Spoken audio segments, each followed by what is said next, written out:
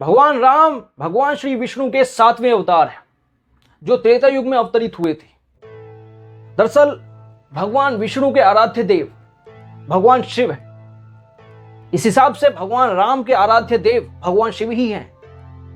लेकिन क्या आपको पता है कि एक बार भगवान राम और भगवान शिव का भयंकर युद्ध छिड़ गया था। वो अपने आराध्य देव से ही लड़ने लग गए थे। जी हाँ, ये बात सच है। इसका उल्लेख हमारे पुराणों में मिलता है। पूरी कथा जानने के लिए बने रहिए अंत तक।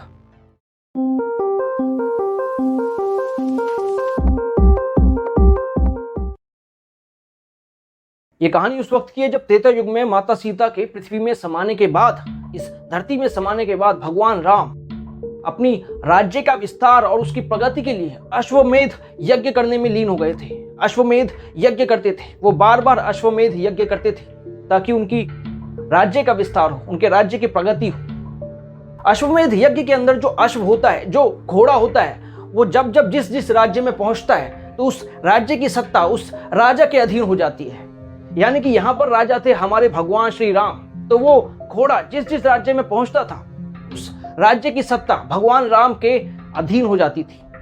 अब ये घोड़ा यज्ञ के दौरान चलता चलता एक देवपुर राज्य में पहुंचा। देवपुर राज्य का राजा था राजा वीरमणि।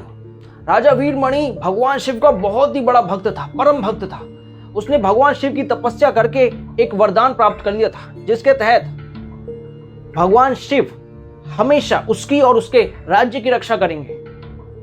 और इसी वजह से कोई भी राजा या कोई भी दूसरे लोग, दूसरे जन उसके राज्य में आक्रमण करने का साहस नहीं कर पाते थे। जैसे ही ये घोड़ा वहां देवपुर पहुंचा तो राजा वीरमणि ने उस घोड़े को बंदी बना लिया। इसके बाद तो अयोध्या और देवपुर में युद्ध होना तय था। भगवान राम की सेना से स्वयं हनुमान जी, शत्रुघ्न और भरत के पुत्र पुष्कल अपनी सेना के साथ युद्ध के लिए देवपुरा पहुंचे। जब भगवान शिव ने देखा कि उनके परम भक्त कष्ट में हैं, तब भगवान शिव ने भी अपनी सेना को भेज दिया। उनकी सेना में वीरभद्र के नेतृत्व में भृंगी सहित सारे के सारे गण थे। उसके साथ ही नंदी जी भी थे। अब यहां पर एक और भगवान राम की सेना थी तो दूसरी ओर शिव की सेना। दोनों में भयंकर युद्ध छिड़ गया। भगवान शिव की सेना भगवान राम की सेना पर भारी पड़ रही थी। सबसे पहले वीरभद्र ने अपने त्रिशूल से जो भरत का पुत्र था पुष्कल, उसका सर धड़ से अलग कर दिया था। इसके बाद भृंगी और अन्य गणों ने शत्रुघ्न को बंदी बना लिया। जब हनुमान जी पर भी नंदी का शिवास्त्र भारी पड़ने लगा, तब सबने मिलकर भगवान श्री राम को याद किया और भगवान श्री राम अपनी सेना को बचाने के लिए स्वयं प्रकट हो गए।